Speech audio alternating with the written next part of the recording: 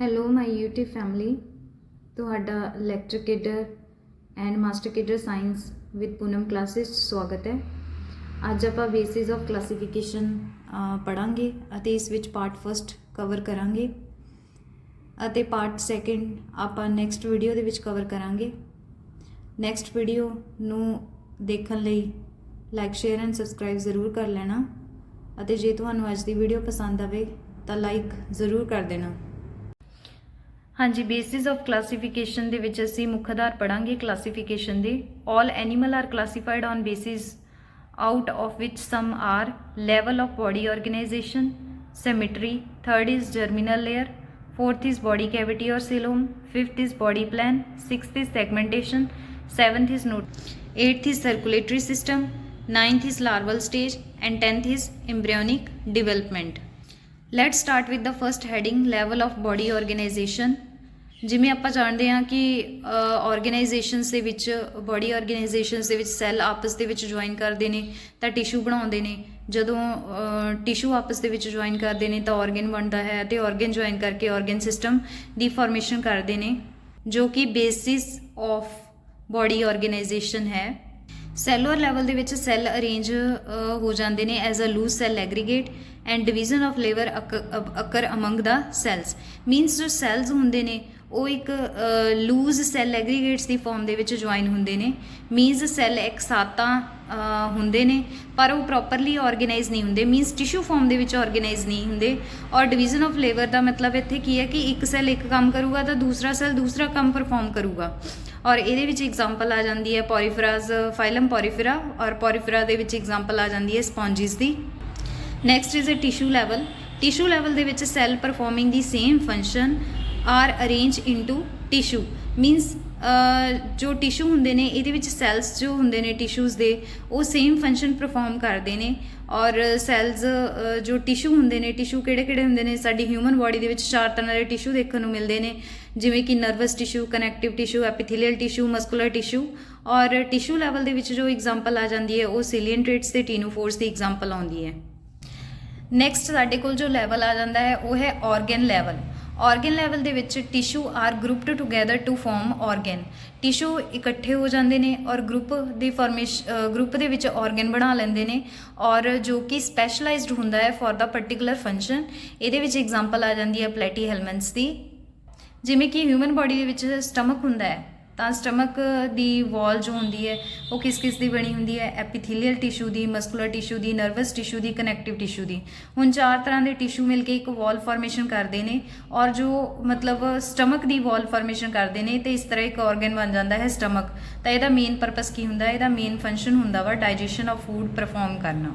Next ਸਾਡੇ ਕੋਲੇ organ level, organ system level ਆ ਜਾਂਦਾ ਹੈ। Organ system level in the higher animal organs further organized to form organ system. Each system is concerned with a specific physiologically function.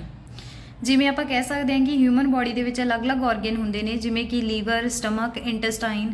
ਇਹ ਸਾਰੇ organs ਮਿਲ ਕੇ ਇੱਕ organ system level ਦਾ organ system level ਦੀ formation ਕਰਦੇ ਨੇ। ਇਸ ਦੇ ਵਿੱਚ ਸਾਡੇ ਕੋਲ ਐਗਜ਼ਾਮਪਲ ਆ ਜਾਂਦੀ ਹੈ aschelminthes organ system appear for the first time.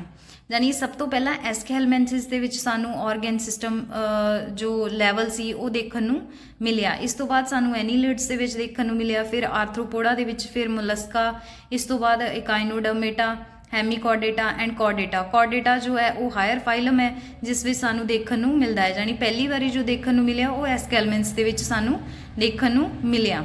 ਔਰ ਕੋਰਡੇਟਾ ਦੇ ਵਿੱਚ ਵੀ ਕਿਹਦੇ ਵਿੱਚ ਦੇਖਣ ਨੂੰ ਮਿਲਦਾ ਹੈ, ਐਗਜ਼ਾਮਪਲਸ ਹੈ ਪਾਈਸਿਸ, ਐਮਫੀਬੀਅਨਸ, ਰੈਪਟਾਈਲਸ, ਏਵਸ ਐਂਡ ਮੈਮਲਸ।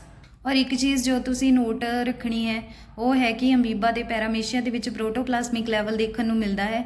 ਇਹ ਜੋ ਇੱਕ ਸੈਲੀ ਜੀਵ ਹੁੰਦੇ ਨੇ ਇਹਨਾਂ ਦੇ ਵਿੱਚ ਸਾਰੀ ਬਾਇਓਲੋਜੀਕਲੀ ਐਕਟੀਵਿਟੀਜ਼ ਉਹ ਇੱਕ ਸੈੱਲ ਦੇ ਅੰਦਰ ਹੀ ਪਰਫਾਰਮ ਹੁੰਦੀ ਹੈ।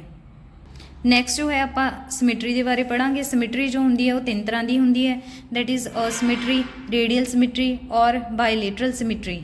asymmetry when any plane that is pass through the center, ਜਦੋਂ ਕੋਈ ਪਲੇਨ ਸੈਂਟਰ ਦੇ ਵਿੱਚੋਂ ਦੀ ਪਾਸ ਕਰਦੀ ਹੈ ਅਤੇ ਉਸਨੂੰ and does not divide the body of animals into 2 equal half, ਔਰ body of animals ਨੂੰ 2 equal half ਦੇ ਵਿੱਚ ਡਿਵਾਈਡ ਨਹੀਂ ਕਰਦੀ ਤਾਂ ਉਹ asymmetry ਕਹਾਉਂਦੀ ਹੈ। that is example is sponges। Radial symmetry ਕੀ ਹੁੰਦੀ ਹੈ?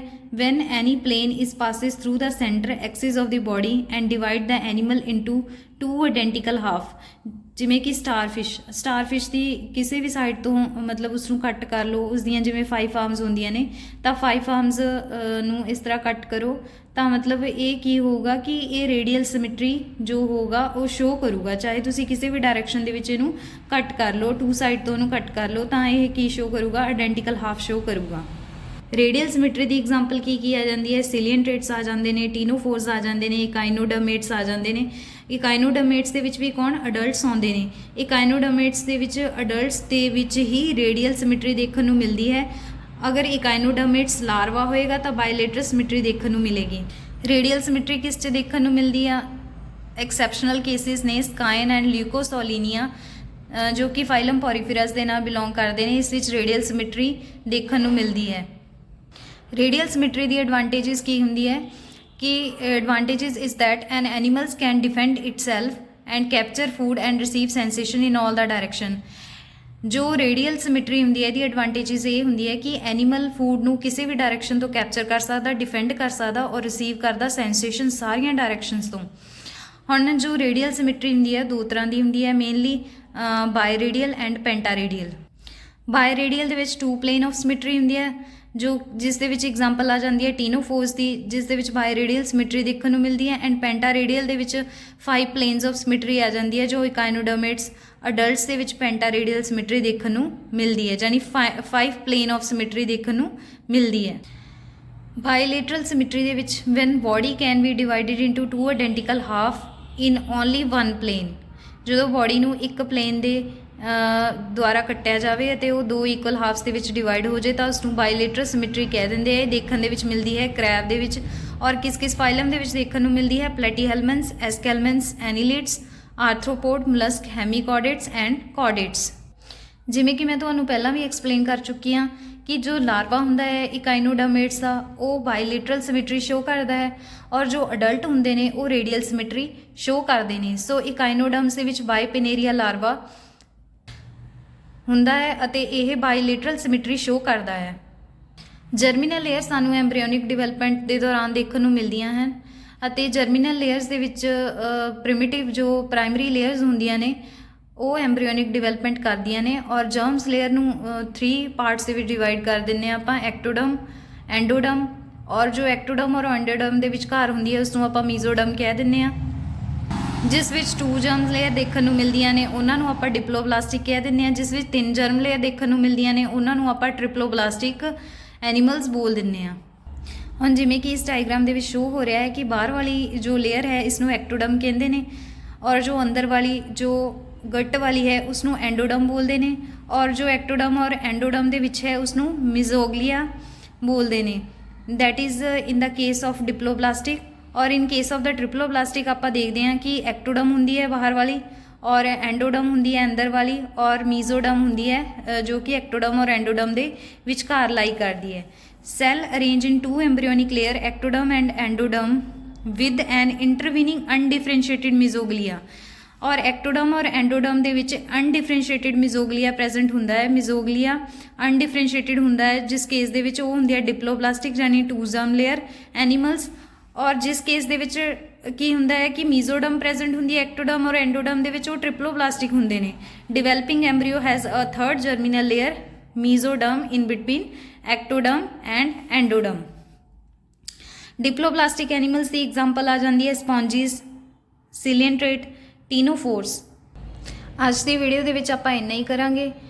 ਹੁਣ ਆਪਾਂ ਇੱਕ ਵਾਰੀ ਇਸ ਨੂੰ ਸਮਰਾਈਜ਼ ਕਰ ਲਈਏ ਕਿ ਆਪਾਂ ਬੇਸਿਸ ਆਫ ਕਲਾਸੀਫਿਕੇਸ਼ਨ ਕੀਤੇ ਸੀ। ਕਿੰਨੇ ਬੇਸਿਸ ਆਫ ਕਲਾਸੀਫਿਕੇਸ਼ਨ ਨੇ? 10 ਬੇਸਿਸ ਆਫ ਕਲਾਸੀਫਿਕੇਸ਼ਨ।